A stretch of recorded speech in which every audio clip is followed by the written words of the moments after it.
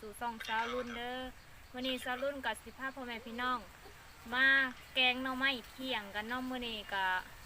สาวรุ่นก็บ่ได้ลงไปเกี่ยวข้าวเนาะเพราะว่ามันครึมฝนสิตกเนาะฝนก็ตกเงียบๆปล่อยๆหั่นแหละเนาะสาวรุ่นบ่ได้ลงเนาะมื้อนี้หั่นเฮาก็สิมาแกงหน่อไม้เที่ยงสู่กินเนาะมาเบิ่งเลยเนาะน้ำนี่ก็คือหน่อไม้เฮาที่สาวรุ่นไปหามื้อเช้านี่แหละบ่ได้ถ่ายเนาะสาวรุ่นไปผู้เดียวบ่มีคนจับกล้องให้ก็เลยบ่ได้ถ่ายคลิปให้เบิ่งเนาะก็เลยมาถ่ายตอนที่เฮาปอกแล้วเฮ็ดอันนี้เนาะเฮาปอกแล้วยังแล้วเฮาสิจับต้มอันนั้นเนาะมาเด้อกินแกงหน่อไม้นำกันเด้อเดี๋ยวสาวรุ่นก็สิผ้าแล้วก็สิแกงน้ำแล้วก็สิแบ่งหนึ่งน้ำเนาะหนึ่งไว้ใส่อันจังหันมื้ออื่นเพราะว่ามื้ออื่นบุญเนาะบุญออกพรรษาเนาะก็เลยบ่ค่อยมีเนี่ยใส่กระตุกเข่าก็เลยสิใส่หน่อไม้น้ำเนาะสิหนึ่งหน่อไม้ใส่กระตุกน้ำก็สิห่อข้าวต้มน้ำเนาะสรุ่นก็ยังบ่ได้ห่อข้าวต้มไปเอาหน่อไม้มาเนาะยังบ่ทันได้ห่อเดี๋ยวพุ่นละสรุ่นเห็ดหน่อไม้แล้วผ่าหน่อไม้หนึ่งหน่อไม้แล้วยังแล้วพุ่นละสรุ่นจังสิได้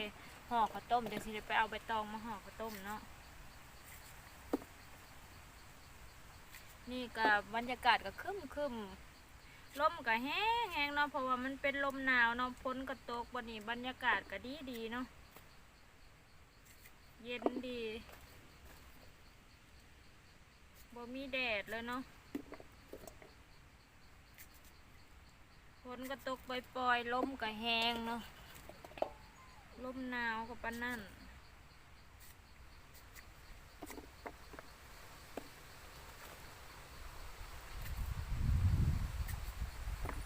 ลมพ่อแม่พี่น้องอันน้องโอ้บ่แม่นยังเด้อน้องลมเด้อ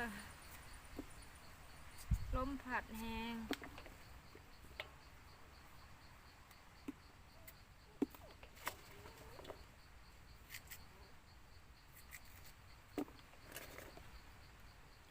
หน่อไม้ก็ได้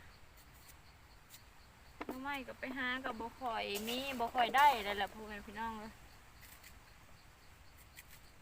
เพราะว่ามันสิเบิดฤดูหน่อไม้แล้วเนาะ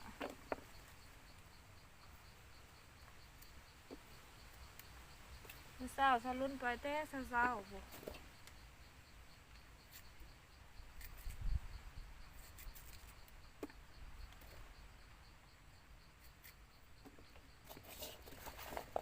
เก็บมะกอกมานำเนาะมะกอกก็เริ่มล่นแล้วเนาะนี่มะกอกใส่ส้มตำ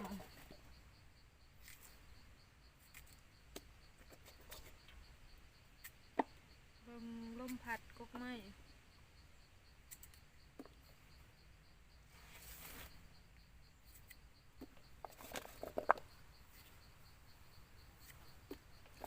วันนี้ก็อยู่เที่ยงคนเดียวเนาะแม่เพิ่นก็บ่ได้ออกมามัน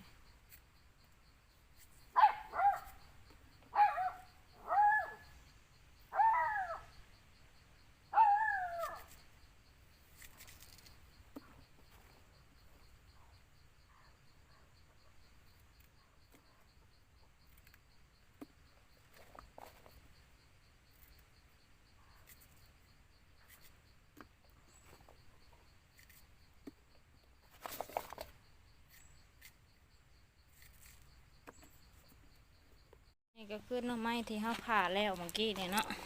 ได้หลายเติบอยู่เนาะพ่อแม่พี่น้องเดี๋ยวสรุปก็จะเอาใส่หม้อเนาะต้มแล้วก็สีหนึ่งน้ำเนาะ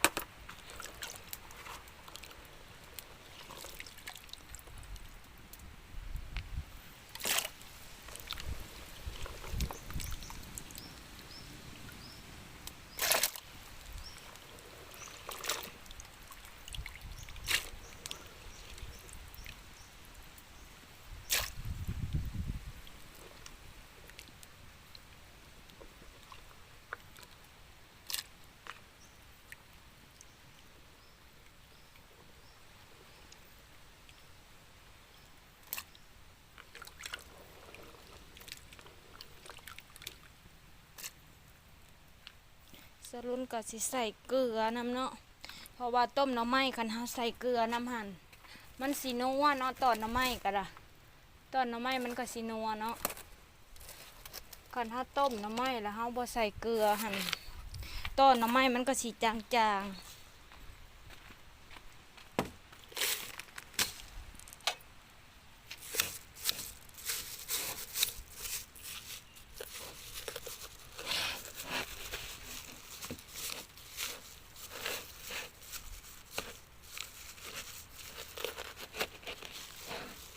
เนาะสรุนก็สิใส่เกลือประมาณนี้เนาะมันบ่เข้มเนาะพ่อแม่พี่น้องแต่ว่ามันสิเฮ็ดให้ตอนหน่อไม้มีรสชาติเนาะลองเฮ็ดลองเบิ่งเด้อ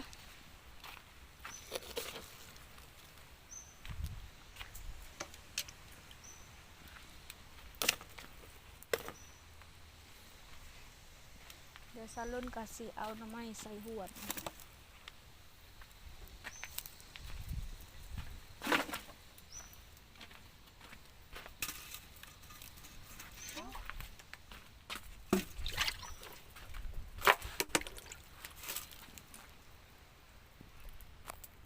หน่อไม้ที่เฮานึ่งใส่หวดเนาะสรุนก็สิสิกเนาะ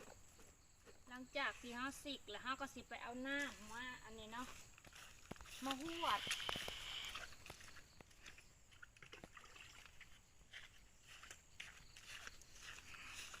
เฮาก็สิหวดน้ำ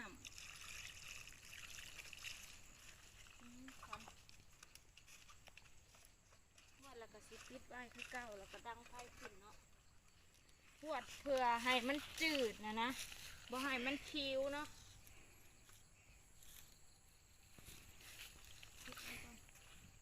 จากที่เฮาสิกหน่อไม้แล้วเฮาก็สิมาแกงหน่อไม้ต่อน้องพ่อแม่พี่น้องอันนี้ก็คือมักบวบเนาะบวบเฮาก็สิใส่แกงหน่อไม้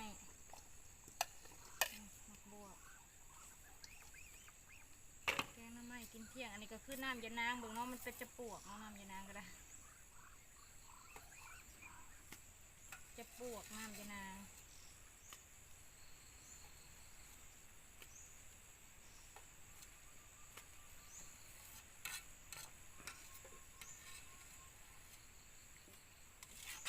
นี่ก็คือน้ำยานางของเฮาเนาะอันนี้ก็ข้าวเบื่อเนาะที่เฮาตำ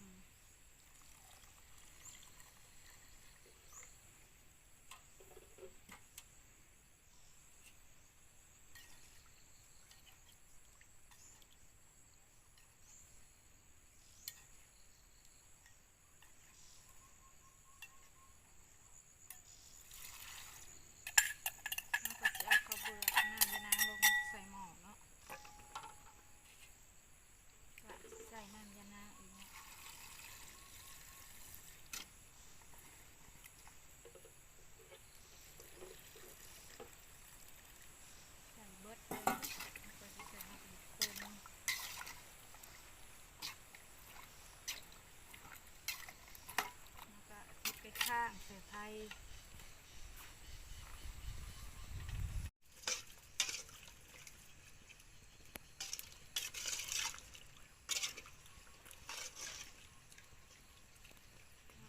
ใส่ก็สิไปเอาน้ำปลามาใส่เนาะ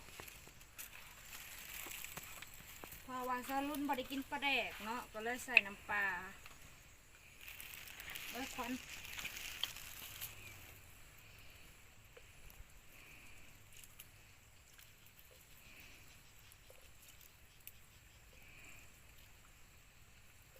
รุ่นใส่ปลาแดก3 จ่องเนาะเพราะว่ากินปลาแดกบ่ได้เนาะ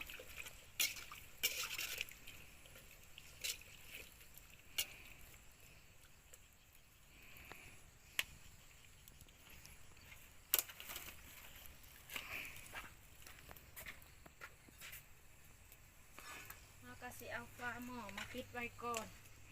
ให้มันเดือด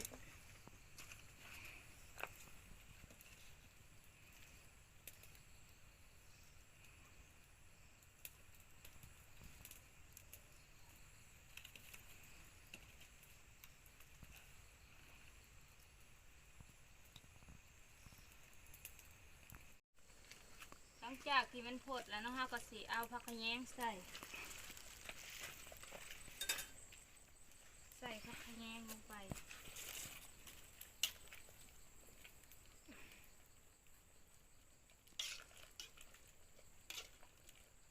มาซีมเบิ่งเนาะว่ามันจางหรือเค็ม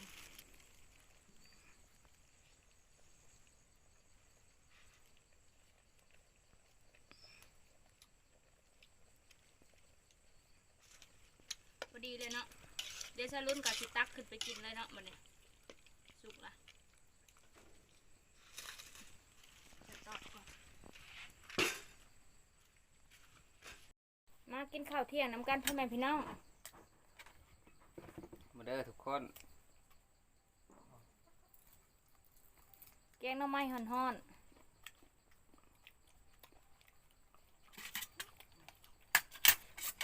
ผักจนเต็มกระโตกที่นอนกับที่แก่กันมีเสียงบวบลาย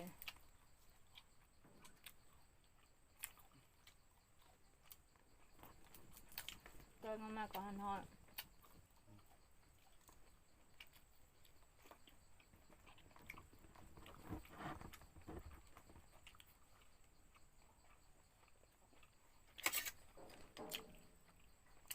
หิวข้าวแห้งยังไม่ได้กินข้าวแต่เช้า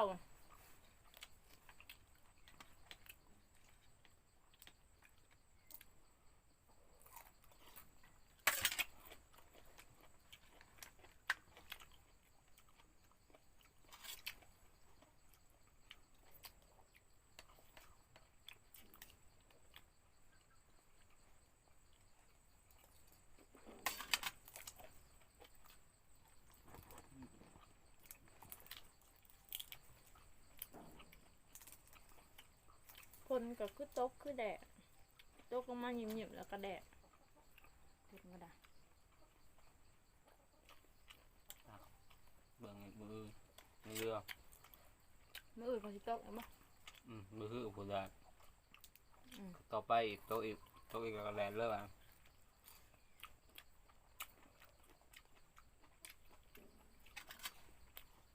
เกิดมันคือได้ให้หนึ่ง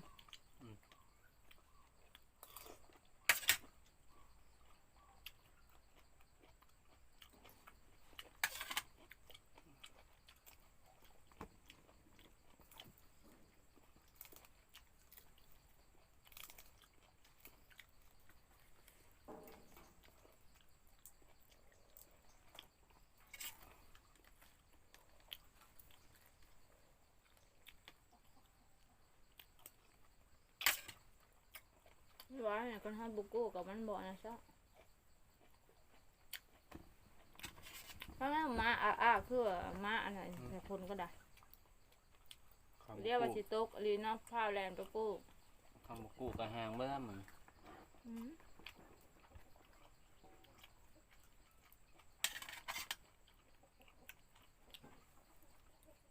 คนงานบ่แห้งแล้ว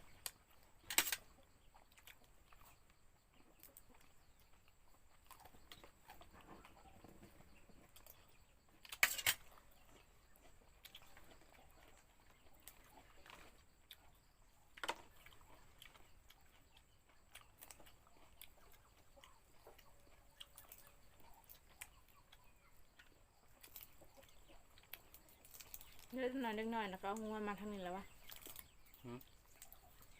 กับดีนะ แล้วเอาขามปุ๊บ ความนั้นนะไม่ได้เอามาทางนี้นะ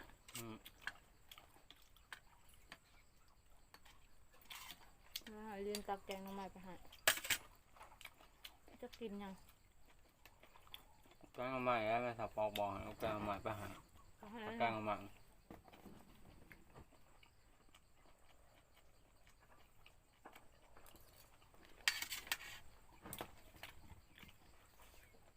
เดี๋ยวริมน้ำขึ้นเขาละมันเอาไปให้น้ำเบา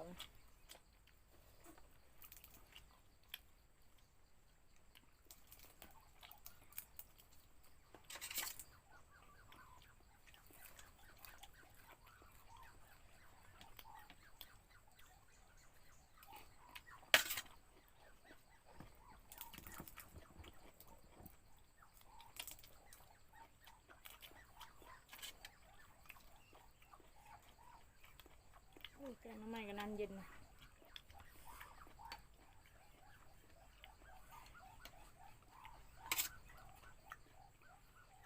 น้องมา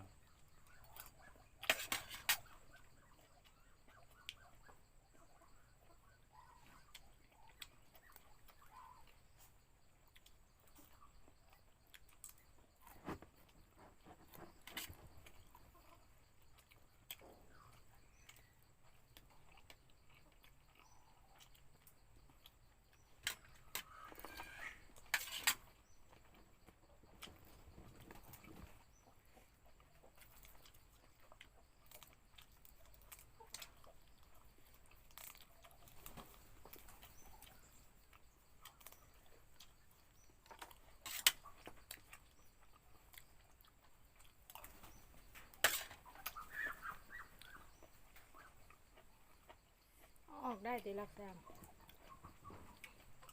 ให้คือหู เงินดินมาเขาออกแล้ว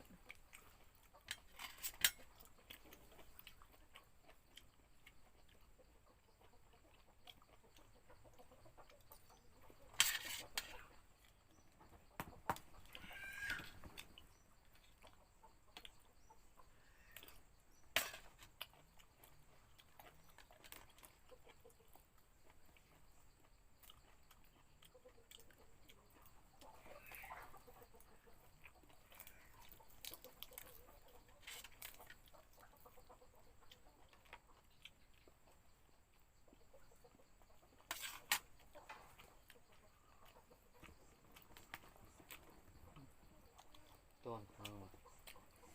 ตัวลงไปมันกินเลย ไข่น้อยเดียวเขา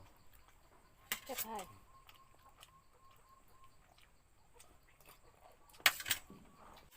นี่ยังเรากิน จ้ะ แล้วมันกินเองมันบ่ ซึ่งเป็น12อ่ะ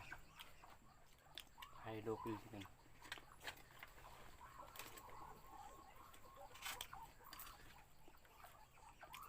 แกงน้ำมันกันยังควันตัวๆอยู่นะพ่อแม่พี่น้องยังบ่ทันเย็นเลย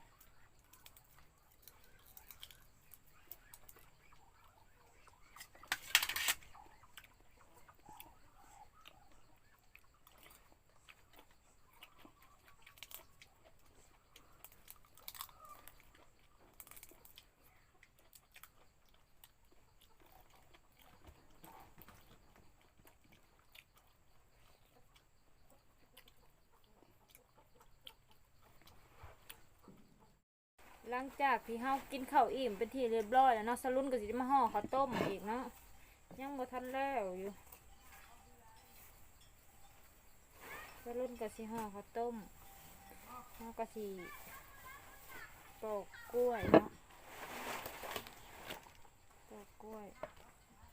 ห่อข้าวต้มต่อพ่อแม่พี่น้องเอ้ยมื้ออื่นบุญเนาะ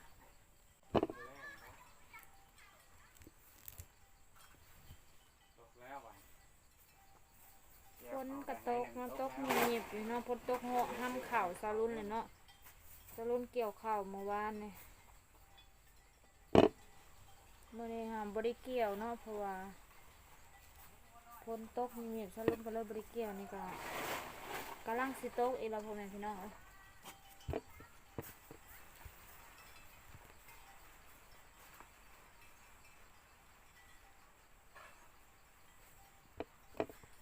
มาตักเอาแม่แกงหน่อไม้นี่ตักเอาแกงหน่อไม้มากินห่าเรือขึ้นมากินพี่กับมาแม่ให้พี่อ้ายมึงหลัดถ่าพากันมากินเลยแหละ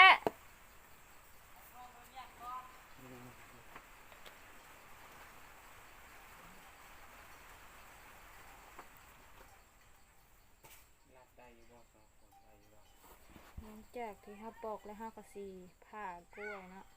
ผ่ากล้วยให้มันเป็นชิ้นน้อยๆเนาะชิ้นน้อยๆให้มันได้3 ชิ้นหรือ4 ชิ้นนี่แหละเนาะ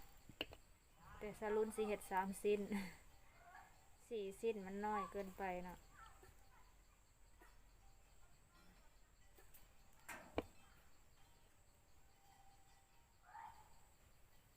คือเอาสองเลย อ้าวอย่างช่าง พาเครื่องเนาะ มันสิพอ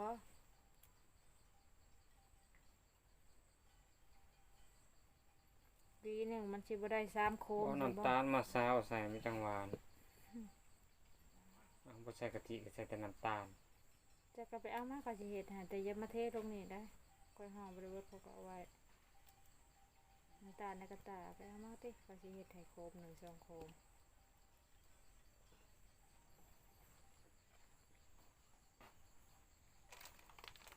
มันก็สิเป็นสีมืดๆเนี่ยเนาะพ่อแม่พี่น้องเพราะว่ามันมันครึ้มพลเนาะพลสิตกบ่แม่นว่าครึ้มพลเนาะตั้งพลมันตกแล้วเนาะตกปล่อยๆเนาะเดี๋ยวสรุนก็สิห่อเนาะบ่ได้เทใส่กระโตกพ่อแม่พี่น้องใส่คุ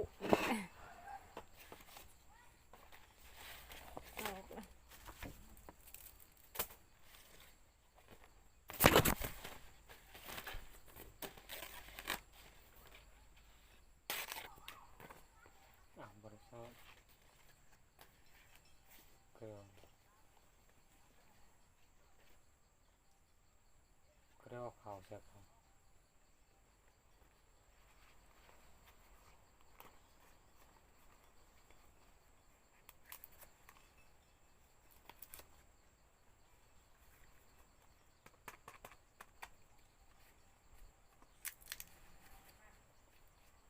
นี่ฮะ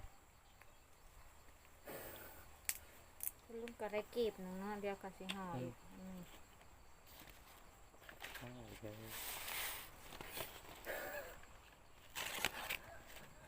เข้าเลยห่อแบบนี้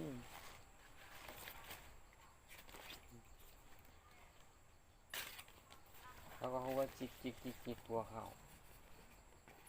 สูตรก่อย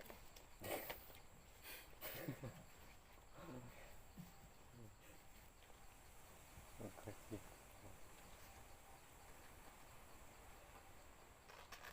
รังอันต้มหม้อผ้าได้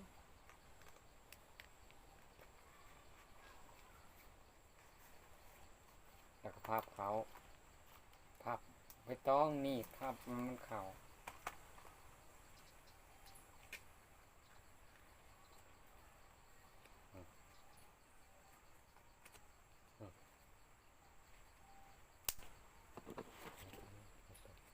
ห่อก็สิบ่ค่อยงามปานใดเด้อพ่อแม่พี่น้อง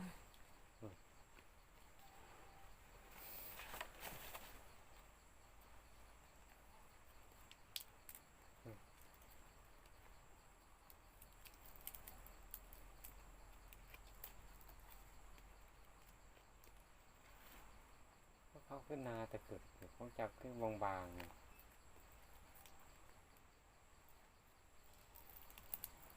เบิ่งในกองมันก็งามนะ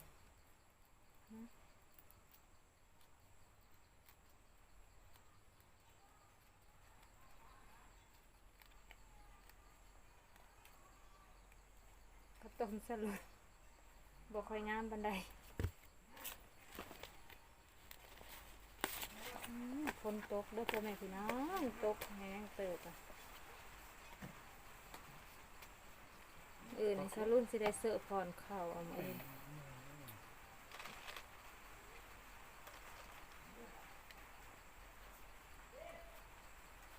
แล้วก็เพลงลายกัน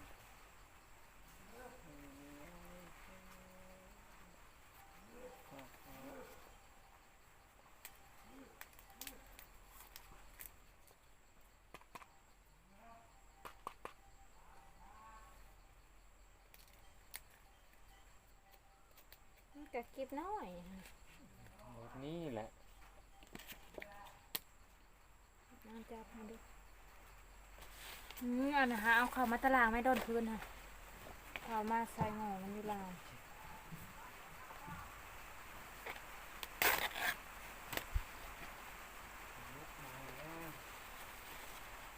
บอกเขานะบ่าวจะเอางัวเขาคอกเลยพากันมากินข้าวมา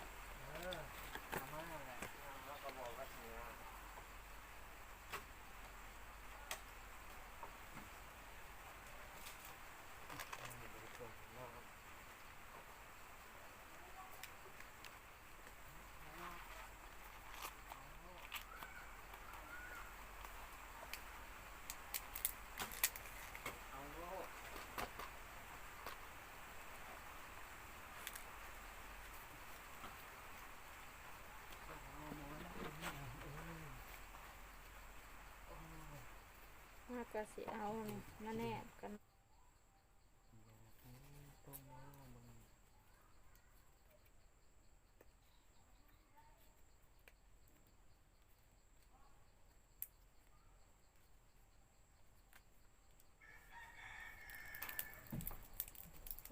ก็คืออยู่บ้าง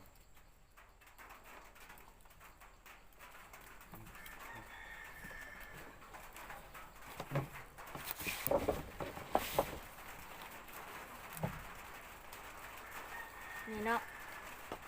กระต้มของจารุนกับบุค่อยงามกันได้นะพ่อแม่พี่น้องได้ประมาณนี้แล้วเนาะ ตุกปุกไปในภายในอนาตี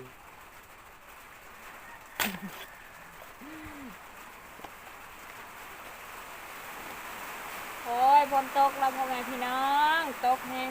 รู้ชาติ คือจะชิมเขากล้องเขา ที่มันกล้องเขายังว่าปีไก่โป มันออกแต่เมื่อคืนแล้วมันแห้งมันมาเดือดติดนะคะมันจ้องก็ไปงานใช่ไหม เลยเล่ามาทีนี้